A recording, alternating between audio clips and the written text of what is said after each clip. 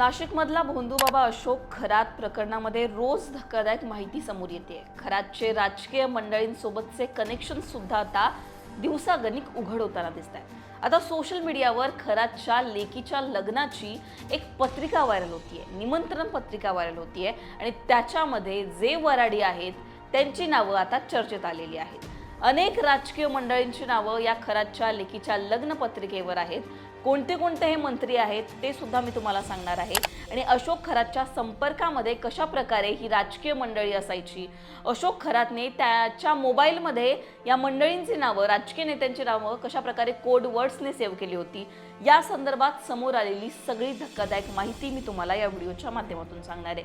नमस्कार, मी पूजा, तुम्ही पाहताय लोकमत। नाशिकचा भोंदूबाबा अशोक खरात पोलीस कोठडीमध्ये होता। त्याची आज पोलीस कोठडी संपली आणि त्याला आता 14 दिवसांसाठी न्यायालयीन कोठडीमध्ये त्याची रवानगी करण्यात आलेली आहे। आता या अशोक खरात प्रकरणामध्ये काय माहिती समोर आलेली आहे तर रोज आपण बघतोय याच्यामध्ये रोज नव्याने गुन्हे दाखल होत आहेत, अनेक महिला समोर येत आहेत आणि तक्रारी दाखल करतात खरातच्या विरोधामध्ये। त्याच्या पत्नीवर सुद्धा एक गुन्हा दाखल झालेला आहे, त्याची पत्नी सध्या फरार आहे। आता एक सोशल मीडियावर लग्नपत्रिका व्हायरल होतीये अशोक खरातच्या मुलाची।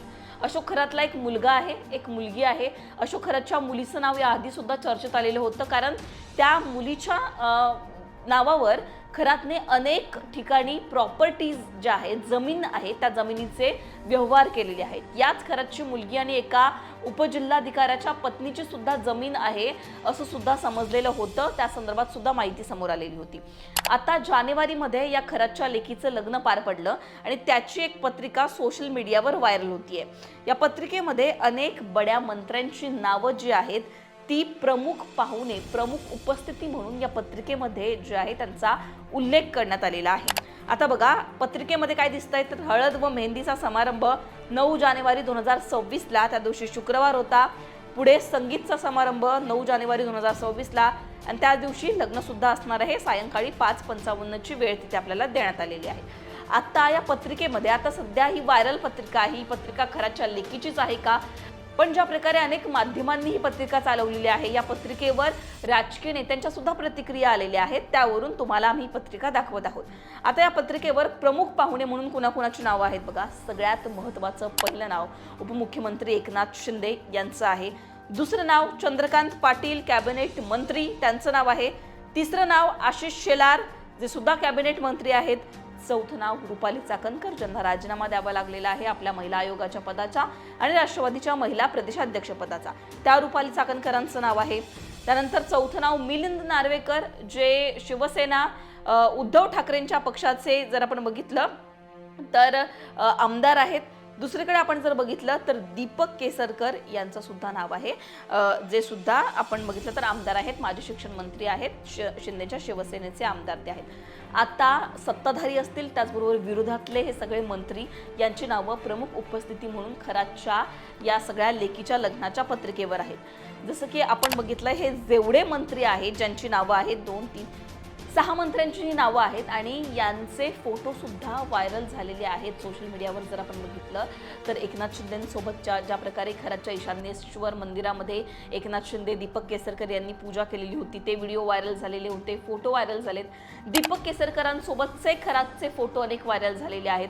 दीपक केसरकर सुद्धा खरातचे भक्त होते असं सुद्धा आरोप जो आहे तो करण्यात आला। दुसरीकडे मिलिंद नार्वेकरांचा सुद्धा खरातसोबतचा फोटो व्हायरल झाला। चाकणकरांची आपल्याला माहिती आहे, चाकणकरांचे कशा प्रकारे खरात सोबतचे फोटो व्हायरल झाले, त्यांनी खरातला तर गुरुच मानलेलं होतं। चंद्रकांत पाटलांचे सुद्धा फोटो व्हायरल झालेले आहेत। अशा प्रकारे या मंत्र्यांचे खरात सोबतचे व्हायरल झालेले फोटो आणि खरातच्या लेखीच्या पत्रिकेवर त्या मंत्र्यांची असलेली नावं, यामुळे अर्थात संशय घेणं, संशयाचे धागेदोरे जे आहेत ते इकडे सुद्धा आलेले आहेत। त्याच्यामुळे या पत्रिकेवर प्रतिक्रिया कोणाची आलेली आहे तर चंद्रकांत पाटलांची प्रतिक्रिया आलेली आहे। चंद्रकांत पाटलांनी याच्यावर काय म्हटलं बघा, ग्रामीण भागामध्ये प्रतिष्ठा म्हणून अनेकांची पत्रिकेवर नावं टाकण्याची पद्धत आहे। मला तरी या लग्नाबाबत काय माहिती नाहीये, पण ते टाकलं असू शकतं, कारण ग्रामीण भागात तशा प्रकारे प्रतिष्ठा म्हणून नावं टाकली जातात। आता दुसरीकडे आपण जर बघितलं तर आणखी एक धक्कादायक माहिती काय समोर आलेली आहे की जवळपास 40 ते 50 असे नेते आहेत, आमदार आहेत, जे या खरातच्या संपर्कामध्ये असायचे आणि निवडणुकीचे फॉर्म भरताना तारीख आणि वेळ हे खरातला विचारायचे, कुठल्या तारखेला फॉर्म भरू, कुठल्या वेळेला फॉर्म भरू हे खरातला विचारायचे. या नेत्यांची नावं खराटने त्याच्या मोबाईलमध्ये कोड वर्ड्सने सेव्ह केलेली होती अशी सुद्धा माहिती मिळत आहे. सातत्याने आपण बघतोय कशा प्रकारे राजकीय कनेक्शन समोर आलेले आहेत अशोक खरातचे. आणि हे सगळे जे नेते आहेत, अर्थात फक्त फोटो जे आहे ते व्हायरल झाल्यामुळे या नेत्यांवर संशय घेणं बरोबर आहे का? पण ज्या प्रकारे लेकीच्या लग्नपत्रिकेमध्ये नाव समोर येणं, खरातच्या मोबाईलमध्ये त्यांचे नंबर सेव्ह असणं, हे नेते सातत्यानं खरातकडे जाणं, यावरून प्रश्न उपस्थित होणं साहजिक आहे. अर्थात या सगळ्या प्रकरणामध्ये पुढे जाऊन कुठली माहिती समोर येते, आणखीन कोणत्या तक्रारी दाखल होतात, या खरातवर आणखीन किती गुन्हे दाखल होतात, हे सगळं पाहणं महत्त्वाचं असणार आहे. न्यायालयीन कोठडीमध्ये त्याची रवानगी करण्यात आलेली आहे. या संदर्भात जे काही पुढचे अपडेट्स असतील किंवा जे काही खुलासे असतील ते आम्ही तुमच्यापर्यंत पोहोचवूच. पण तुम्हाला या लग्नपत्रिकेवर काय वाटतं, तुमची याबद्दलची मतं कमेंटमध्ये सांगा. लोकमतला सबस्क्राईब केलं नसेल तर सबस्क्राईब करायला विसरू नका.